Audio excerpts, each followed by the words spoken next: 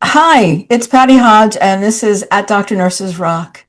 If this is the first time you've been here, please go to my welcome video, and you'll see what this channel is all about.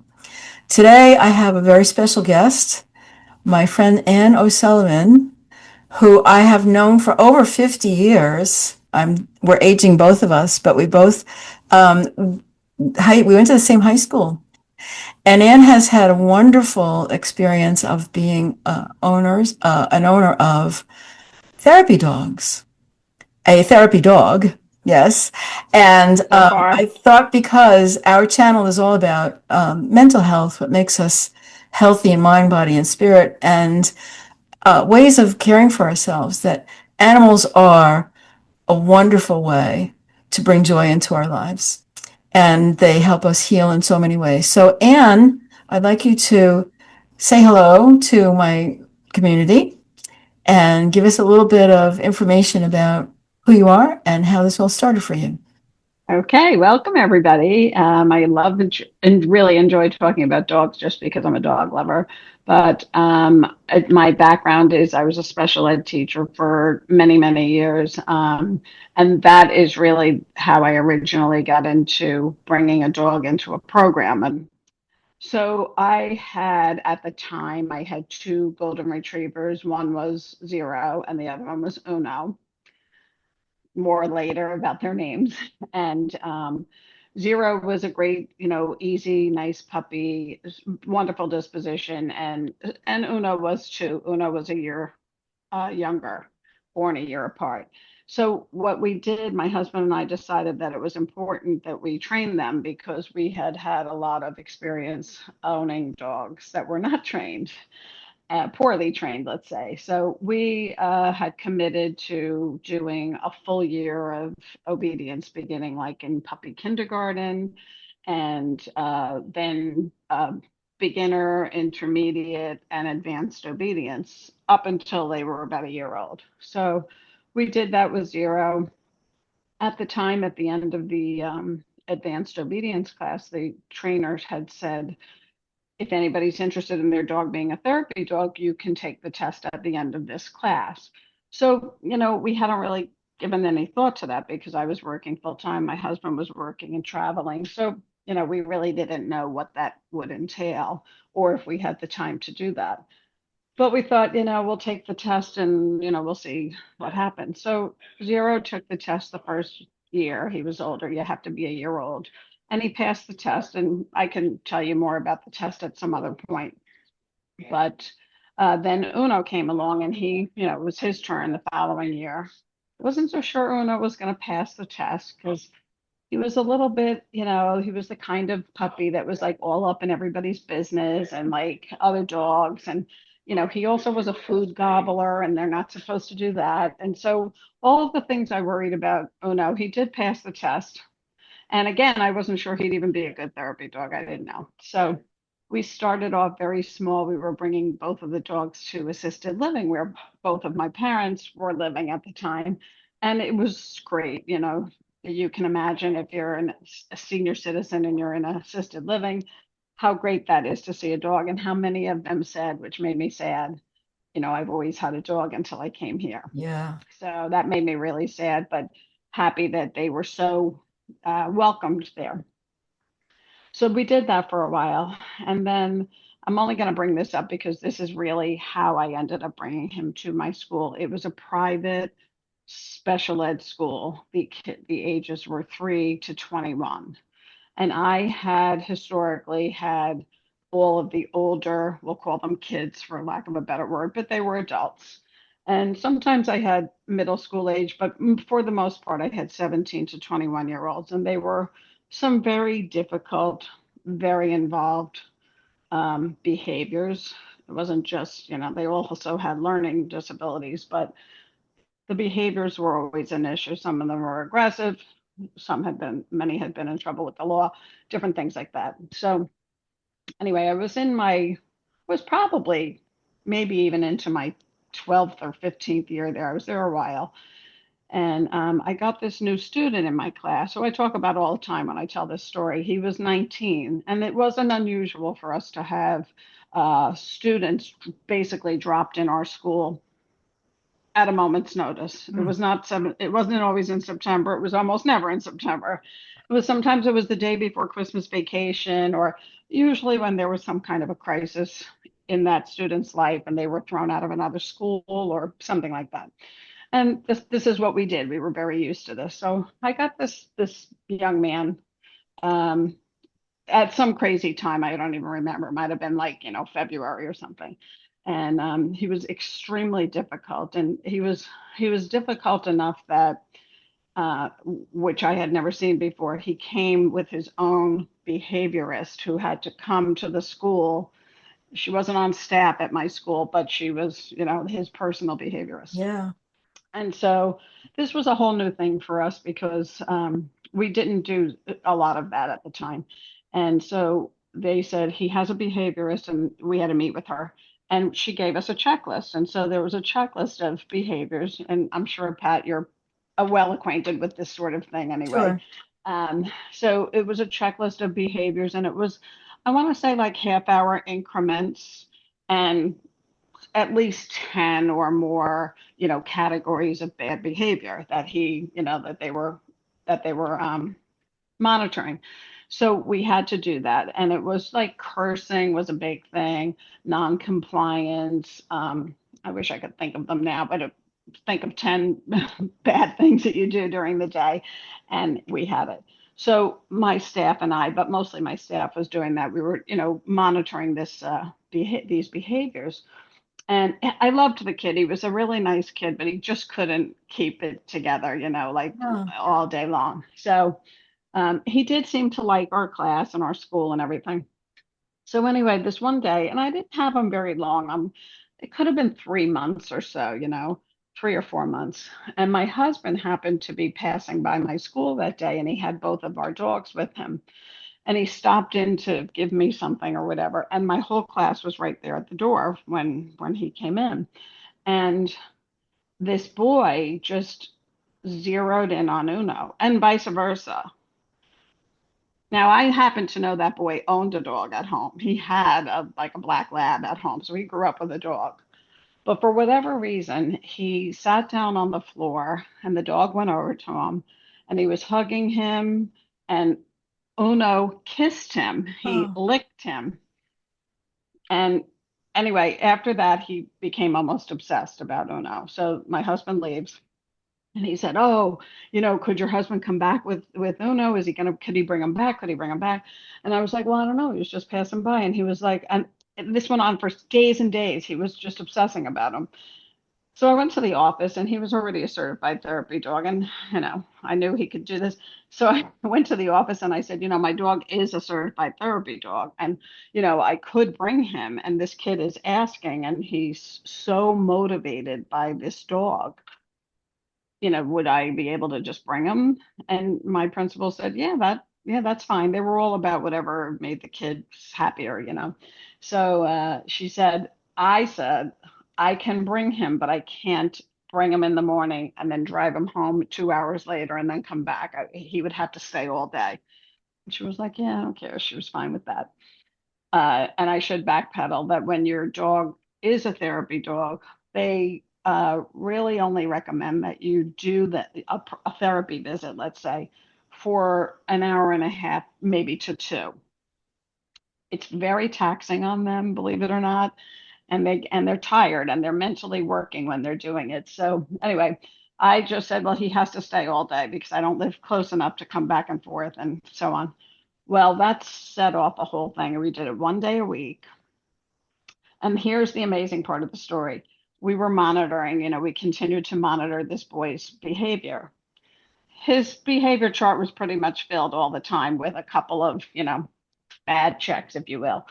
And the day that I started to bring Uno, it was a Wednesday. We used to bring him on a Wednesday. He had blank sheets of paper.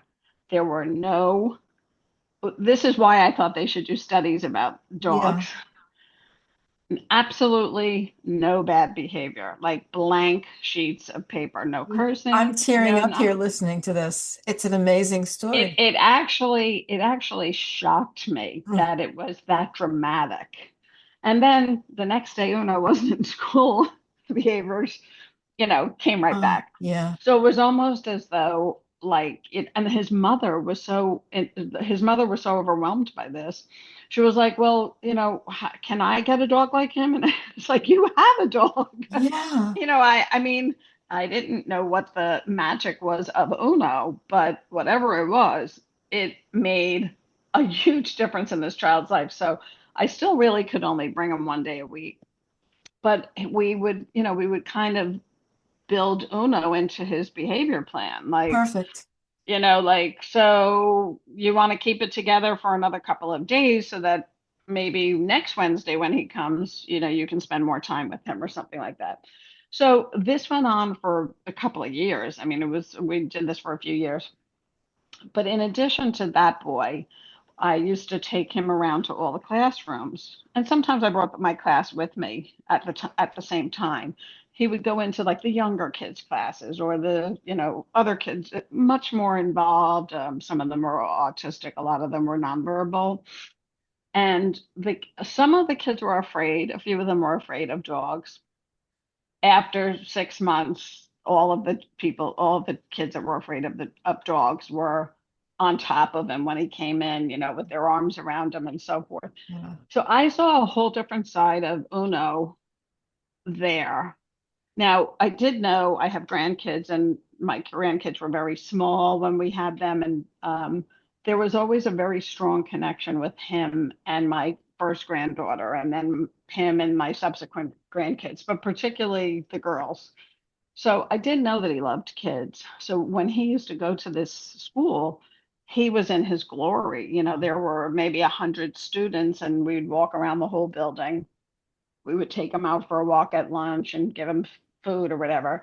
And all the kids in the schools, I saw him a couple of times. We would sometimes walk in the gym because the kids had open gym to just exercise. And I noticed one time I had him on a big long leash, and he he kind of like made a beeline for this girl. And I knew who the girl was. She was much younger than the kids in my class. So she was probably only like 8, let's say 8 or 9. Very, very autistic and nonverbal. And she just would walk around the gym, really not engaging with anybody or anything. And he made a beeline for her. And it was the strangest thing because I had him on the long leash. I didn't let him loose, but he walked beside her. She was not looking at him. And he walked beside her, looking up at her. Now he was a pretty big dog. So he walked beside her and he was glued to her face. Wow. And he walked around the gym, the kind of walk we had been trying to train him to do with us, that he never did. And he walked and walked and walked. Like if I had dropped the leash, it would have been no problem. He was healing, let's say, and looking at her. And she would every so often she would break out of her autistic stare, I would say, and look down and see that he was there and then keep walking. And then this went on for a while. And the girl's teacher was like, I have never seen anything like this.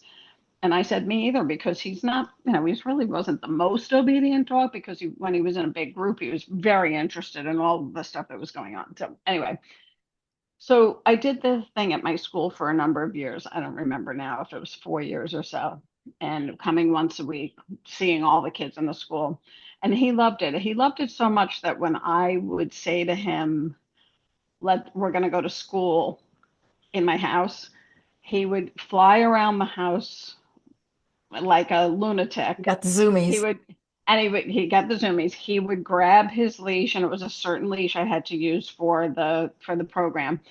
And he had a specific, like thing on and everything. And so he would grab it, run around with the leash, run outside my house, and fly down to the garage till I opened up the door. Then sometimes he would cry, like when we got close to the school. and then he would cry to get out of the car to run into the school. So he absolutely lived for those visits. So anyway, I ended up retiring, and it was very quickly after I said to myself, what am I going to do with him? Because he really needs to do this. I wasn't so set on going back to a school setting myself.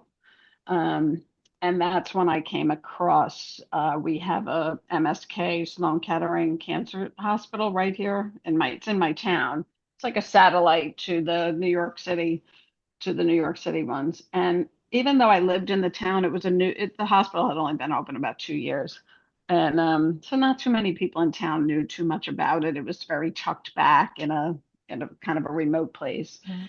And I happened to be on Instagram, and I have an Instagram account, which I'm sure you'll mention at some point. But I happened to be on Instagram, and I saw it just came across my feed, a golden retriever who was a therapy dog at MSK in Manhattan.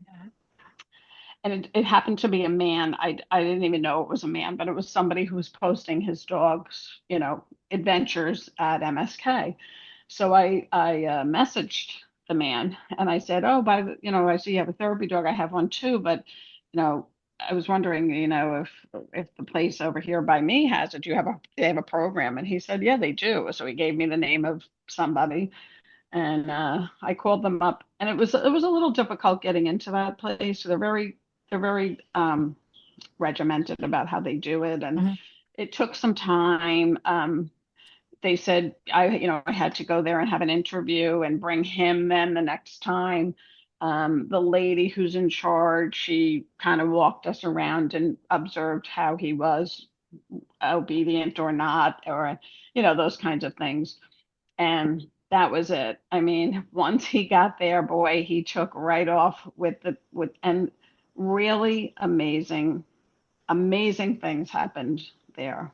So much so that people would say, that's he's sniffing where my cancer is, things like that. Yeah, I mean, this is the thing that I would love for my viewers to understand is the miracle of these animals and It's how unbelievable. they touch our souls. Number one, how they really do sense so many illnesses. They're finding so many ways of using these animals to help us, to help human beings, and um, they can sniff epilepsy. They can sense when a seizure, Absolutely. when a heart issue is happening for people.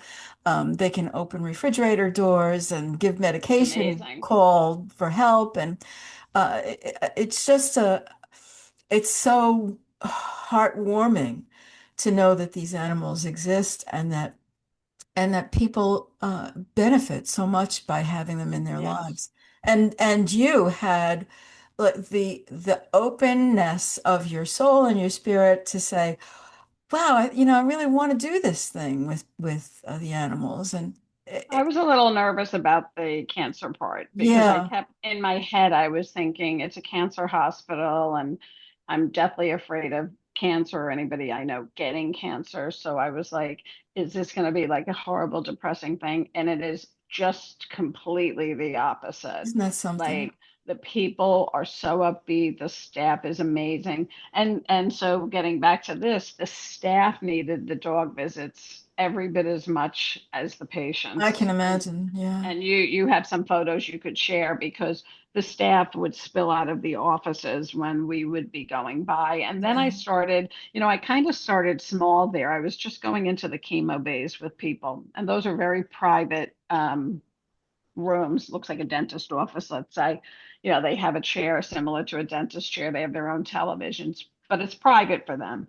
And so I would go in, and it was usually just me and Uno and whoever was the patient and or their family or whoever was with them. So it was great. I could spend 40 minutes with one group. I could spend 10 minutes. There were a few people who would wave me off and say, no, thank you. Very few. And what I came to find out over the years was that, and then people would just say to me, like, I'm not even a dog person and I love him. And then I also realized because there were other dogs there that we didn't really run into because we were all pretty much going on different days. So I didn't, even though I knew who the people were, I didn't, we weren't there together. And several of them were golden retrievers. There's no secret about why that is. And and the thing is that people would say, and a lot of people would say to me about him, all the therapy dogs are great. They're all wonderful dogs, Yeah. but he stands out. There was something so unusual about him, and like I always said, this it was nothing that I could have trained him to do. Yeah. It made me appear to be a great dog trainer because they were like people would say like, oh, he's so obedient and he's so calm, and he was none of those things outside of the hospital. So I mean he was obedient, but he really was. The second he walked in the door, he had on an MSK uniform which consisted of a special harness. He has an official badge, a bandana. Once that was on him, it was like I owned a different dog. He Well, never pulled, he never jumped. He did steal food one time out of a lady's purse. It was a bagel. And that's part of the training. They're not supposed to touch anything and they're supposed to leave it or drop it if that happens. But he already had the bagel like halfway down his throat. Had to go buy the lady another bagel. She was like, "Oh, it's fine." But the purse was on the floor and I didn't tell him to leave it because I didn't see it. So it was just open, I would forgive open him for for that, right? right, right, I right. don't know if I But could pass up a bagel either, but. I know, it's amazing. So, like I said, I always loved the idea that I had, like, if people were really opening up and really enjoying his visit, I could sit there for an hour with them or, whatever. But as it turned out, I started in the chemo bays and then I would have to walk through like two waiting rooms to get Yeah. to these chemo. So there again, you're getting people going, oh, come over here, come over here. Oh no, come there. So it took a long time from the front door to get to really where I was going because we had to stop so many times. And then there's a little canteen area, like with coffee and food. And he started to realize like that various people were going to give him treats.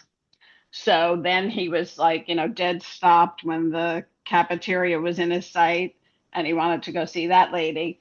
And then some of the doctors and the staff, the nurses especially, they had stuff in their bottom drawer. Certain people, certain nurses stations, and he would make a beeline and just stand there looking over the desk, So waiting for smart. his Give treat. me Yes, give me a little very smart. face, like a little Right. sad face, right? But I don't. Then when he passed away, it was very difficult for me Yes, to I go remember back. I that. really had a hard time. I can imagine so because you had the two dogs and they passed very quickly when one They went. did Yeah. within 2 weeks of each other. So And that now you was have that was hard. a third dog that you've I named. do. Dewey. Dewey. That's actually it's the French for DUX, do, because we Okay. just number our dog 0. Oh no, and everybody said, oh, it must be dose, and we're like, it's a little hard to say. So we ended up with do, but Dewey. That's what it is. Is Dewey now doing some service work or is he He's not yet. He okay? actually, well, we're a lot older and he's a lot bigger than our other dogs. He's a great dog. He reminds me a little bit more of Zero. I'm not so sure how well he would do. He loves people, but he's not Uno. But we took him for all the obedience training. We were this close. People listening may like this story. We were this close to taking the test and having him certified, at which point I would have had to go through that program again and get the lady in and everything. And we were about a week away from taking the final test. And the trainer of that class was also Uno and Zero's trainer 13 years earlier. So she knew us very well. She was a golden owner. And he was only a year old. He was unneutered at the time, and he was obsessed in the class with trying to go to the other dogs, to play with them. Sure. The other dogs were older, didn't really care about him at all. They were much better behaved. So one of these days, my husband had to take him by himself. I wasn't able to go, and he said that he was holding onto the leash and because he didn't want him to run to another dog, and he pulled him backwards off the chair. And he went backwards with his legs up in the air, hanging onto the leash so that he didn't run across the room. And the trainer, who's like 75 years old, had to come run and save him. So then he came home and he was very angry about that. And I was like, oh, well, this is what happens. And so I said, maybe we shouldn't, go back because we only had like one class left. And the lady said, when we went back, now next week, as part of your testing, we're all going to go to the nursing home down the street. And my husband and I were like, yeah, no, we're not going to the nursing home at all. He'll kill people. So no, we're not ready for that at all. So we put it on the back burner, and he's currently still training. My husband's taking him for training. Things like jumping up on people. Sure. He's so happy to see you, and Yeah. he'll let you pet him, and then he'll jump up. So we're working on that, and then we'll see how he does. Well, I'm so grateful that you took the time out to talk to me about this. I mean, we could go on, and we probably do need to have a part two, but I can see that we're kind of coming to a Oh, yeah. part here. But so what I'm gonna maybe very quickly, could you tell the difference for people who don't know the difference between a service dog and a Therapy dog. therapy dog? Right. It's a big difference. Service dogs are like working dogs. They're either seeing eye dogs or they're, dogs that are medical therapy dogs, medical, whatever you call them. The ones that are medically matched with somebody for a specific thing. Yes. And then, of course, you even have the PTSD dogs for like veterans and things like that. But this is a very different thing, and it is not nearly as intense a training. Like I said, he has to be able to. The therapy program is they have to be able to leave something on the ground. They don't want anybody grabbing medication in a hospital. They should not be taking any food, not jumping on anybody, things like that. Sitting and staying, lying, all those things. But like some of the things you don't think about, we also train for the wheelchairs, the crutches, the Yes. walkers, because some of them get very skittish once that's introduced. They don't know what it is. So All people that. can look this up if they need to, but I'm going to ask you if you would be willing to answer any questions or respond Absolutely. to. So good. So my viewers, I'm sorry to end this now because I'm so enjoying being with Anne today. But if you like this video, please hit the like button and subscribe and leave a comment. And then if we know that you enjoy this, Anne has said she'll come back and Yeah, I'd answer love to come questions. back and tell you specific stories of Yeah, the things that I've I would seen love him that. I'm do. going to show some pictures. I'm not sure where we'll fit them in, but I'll let you see these beautiful Okay. animals that she's been talking about.